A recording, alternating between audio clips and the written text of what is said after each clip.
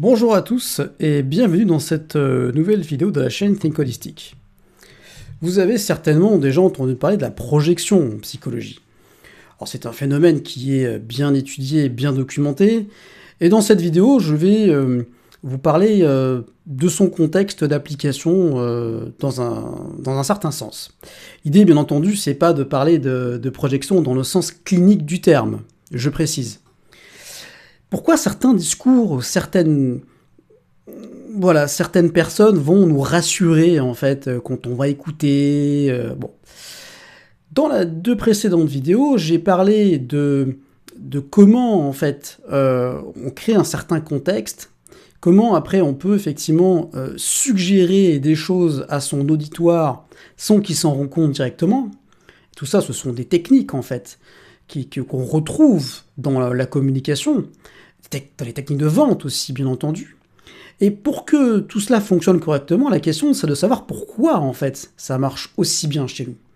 Eh bien ça se situe notamment au niveau de ce mécanisme de projection, donc qui consiste à projeter sur une figure ou sur quelque chose à l'extérieur du contenu de notre propre inconscient, de notre psyché. Alors en soi, c'est pas complètement négatif sur le fond. De toute façon, je pars du principe qu'il n'y a rien de totalement négatif. Mais en tout cas, ce mécanisme-là explique pourquoi effectivement certains discours, certaines donc des vidéos qu'on peut entendre, voilà, pourquoi ça et des textes aussi. Pourquoi donc il résonne aussi bien chez certaines personnes et chez nous aussi. La raison, c'est qu'en fait, cette projection a besoin d'un support. Et là, dans certaines vidéos, notamment qu'on retrouve dans le milieu New Age, eh bien, vu que le flou est entretenu, vu qu'on parle de concepts assez vagues quand même, dans un sens global, quoi, hein, je l'ai expliqué auparavant, bon, eh bien, du coup, ça permet de créer comme un écran vide ou un cadre dans lequel, eh bien, ces projections peuvent facilement se faire. Et on peut donc facilement eh bien, y amener notre imaginaire, quoi, voilà. Et ben, ça fait du bien, je vais pas mentir, et puis du coup, c'est pas non plus complètement encore négatif en soi. Mais alors, pourquoi ça marche si bien? Eh bien, je vais reprendre un petit peu la pyramide de Maslow, dont j'ai parlé dans le précédent live, que j'ai fait hier en fait. Et la pyramide de Maslow, donc on peut critiquer par certains, voilà, de toute façon, aucun système n'est parfait ni exhaustif, même le système d'émission de conscience que j'aime tant, voilà, il faut que je le reconnaisse. Eh bien, dans la pyramide de Maslow, il y a 5 besoins fondamentaux. Les besoins physiologiques, le besoin de sécurité, le besoin d'appartenance, le besoin d'estime et le besoin de s'accomplir. Eh bien, il faut savoir qu'en fait, ces besoins sont donc étudiés dans tout ce qui est marketing et technique de vente, mais en fait, ils sont aussi quelque part comblés à travers certains discours qu'on entend dans le milieu de la spiritualité. Alors, par exemple, le besoin de sécurité, il est comblé par des phrases comme « tout est parfait dans l'univers » ou tout rayonne, où nous allons de plus en plus vers l'ascension, vers tant que vous restez dans la lumière et l'amour, vous êtes protégés, des choses comme ça. Sentiment de sécurité. Encore une fois, je ne suis pas en train de discuter sur le fond de ces assertions-là. Ensuite, il y a aussi le besoin de reconnaissance, par exemple. Vous êtes des êtres de lumière exceptionnels, les starseeds, vous êtes des artisans de lumière, voilà, on fait partie un petit peu d'un club privé, quoi, entre nous, voilà, on travaille dans le bon sens, nous, parce qu'on travaille dans la lumière, voilà. Tout ça, ça fait partie un petit peu du besoin de reconnaissance. Vous savez, l'idée d'être dans un groupe.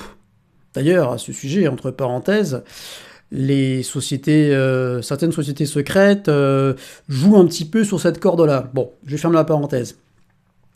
Il y a aussi, du coup, le besoin d'appartenance, qui est en lien avec ce que je viens de dire, indirectement, dans le sens où, effectivement, quand je vous dis que nous sommes tous reliés, nous sommes tous des êtres interconnectés, voilà, ça joue sur le besoin d'appartenance.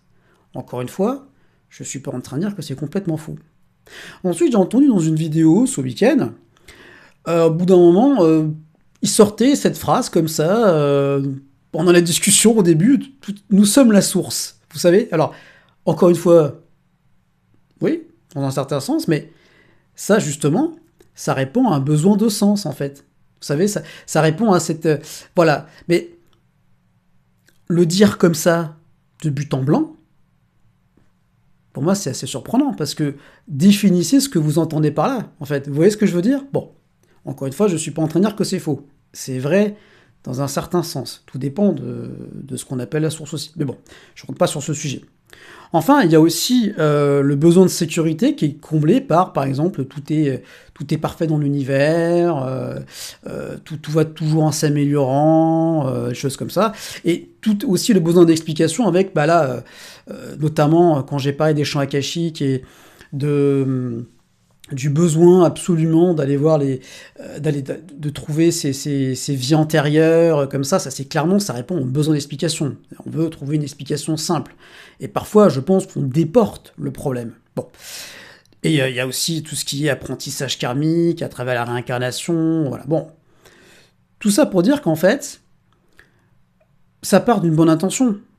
Mais si c'est mêlé à un discours qui est pas clair et qui est flou, en fait, ça peut vraiment entretenir cette idée d'effet miroir, en fait, et je pense, de déporter des problèmes qui auraient besoin d'être travaillés directement, notamment par l'attention juste, c'est-à-dire le fait d'observer ce qui se passe, et bien là, quelque part, en fait, on projette la conscience dans une autre direction. Et plutôt que la personne fasse, pour moi, ce que j'appellerais un travail sur elle-même, ok, donc un retour sur elle-même et être focalisé en fait sur ce qui se passe en elle, eh bien ça peut amener aussi un problème de déporter son attention ailleurs en fait. Donc ça détourne des vrais sujets de fond. Tout cela en fait fait que quelque part ça brouille les pistes. Déjà que c'est quand même assez compliqué de s'y retrouver, et on a l'impression que ça simplifie, et en fait quelque part, pour moi non. Tous ces discours-là, la plupart en fait, ils complexifient les choses. Je sais, c'est paradoxal, mais moi, c'est vraiment l'impression que ça me donne. Il complexifie tout simplement parce que, comme j'ai dit précédemment, il faut qu'on définisse ce dont on parle. Il faut que ce soit sourcé, il faut que ce soit précis. Là, en fait, ce qui se passe, sans que les personnes le veuillent, c'est un petit peu ce que Robert Anton Wilson expliquait dans Prometheus Rising au niveau de la reprogrammation des circuits inférieurs. Où justement, le circuit 1 est un petit peu en insécurité, alors on va essayer de trouver un truc pour le calmer. Le circuit 2 aussi, alors on va... Vous voyez ce que je veux dire? Jusqu'au circuit 4, avec cette appartenance, ce besoin d'être en groupe, voilà, avec le besoin de se tenir dans les mains, enfin, il y a tout ça qui rentre en ligne de compte. Encore une fois, tout ceci, c'est naturel, je veux dire, c'est pas mauvais sur le fond, bien entendu, on en a besoin. Ce sont des besoins fondamentaux. La problématique de fond, c'est comment on les compense. Est-ce que vous voulez les compenser en comprenant vraiment ce qui se passe et en essayant de travailler sur ces problématiques? Ou alors, est-ce que vous préférez adhérer à des discours qui, en fait, quelque part, pour moi, vont déporter le problème? Et je vous dis ça en connaissance de cause, parce que j'ai vu des gens qui rentraient pleinement dans cette dynamique de vouloir monter dans la lumière et dans l'ascension, qui se mettaient du coup à devoir... dans une dynamique de lutter contre les forces sombres, vous voyez, la magie noire, des choses comme ça. Et en fait, au bout d'un moment, ces gens-là perdent pied un petit peu. Le terme perdre pied fait sens d'ailleurs. Qu'est-ce qu'il faut faire par rapport à ça? Eh bien, il faut prendre refuge en soi-même. Il faut effectivement faire face aux problématiques. Il faut essayer de résoudre ces besoins d'une autre façon, en fait. Et toutes les traditions sont plus ou moins d'accord sur ça. En fait, il faut effectivement apprendre à se connaître et travailler sur nous. Et éviter de tomber dans des refuges qui vous donnent l'impression de combler des besoins, mais qui ne les comblent pas vraiment. Encore une fois, c'est mon avis. C'est mon avis que je formule sous la forme d'un raisonnement à partir de mon expérience. Et ça vaut ce que ça vaut. Mais en tout cas, ce mécanisme de projection, il est très très fort. Et encore une fois, pour moi, la clé, c'est aussi ça. C'est aussi comprendre ce qui se passe psychologiquement chez nous, en fait. Et des auteurs comme, c'est pas qu'un auteur, mais Jung ou Adler, nous donnent les clés, en fait. Parce que Adler, j'en ai pas encore parlé dans les vidéos, mais je pense que j'en ferai une vidéo spécifique, il parle d'un phénomène de compensation. Parce qu'on a un sentiment latent en nous d'infériorité. Donc on va chercher à compenser par différentes choses. Vous voyez ? Et on est tous confrontés à ça, en fait. Et je trouve que la position d'Adler vis-à-vis de ça est très intéressante. Et c'est très complémentaire un petit peu avec ce que Jung proposait aussi. Et Freud aussi, parce que Freud parle des mécanismes de défense. Tout ce qui est le déni, le rejet, tout ça a déjà été étudié par Freud. Donc, vous voyez, on a besoin, en fait, de cette base un peu psychologique. Sinon, on peut trop facilement, je pense, tomber dans des impasses, dans des choses qui nous donnent l'illusion, en fait, de progresser véritablement, mais pas vraiment. Et pour moi, la spiritualité vraie, ça passe par ce travail, en fait, psychologique, entre guillemets, qu'on peut faire presque nous-mêmes. On n'a pas forcément besoin d'un regard extérieur tout le temps, on peut commencer en nous-mêmes. Et ça change beaucoup de choses. Toutes les traditions ont cette part de travail psychologique. Les alchimistes faisaient un travail sur eux-mêmes. Dans le bouddhisme, il y a de la psychologie. Donc, tout ça pour dire qu'en fait, effectivement, maintenir le flou, arriver à capter son audience et presque la mettre dans un état d'hypnose, entre guillemets, et bien du coup, fait que s'il y a des besoins de ce type, qui sont pas très bien comblés par la société, et ça, c'est le problème de fond pour moi, c'est aussi le contexte social dans lequel on est. Voilà, c'est pas les individus, c'est pas les gens, en fait. Eh bien, ce contexte-là, en fait, va créer cette mécanique, en fait. Et après, c'est un petit peu l'effet boule de neige. Et je pense que on va pouvoir effectivement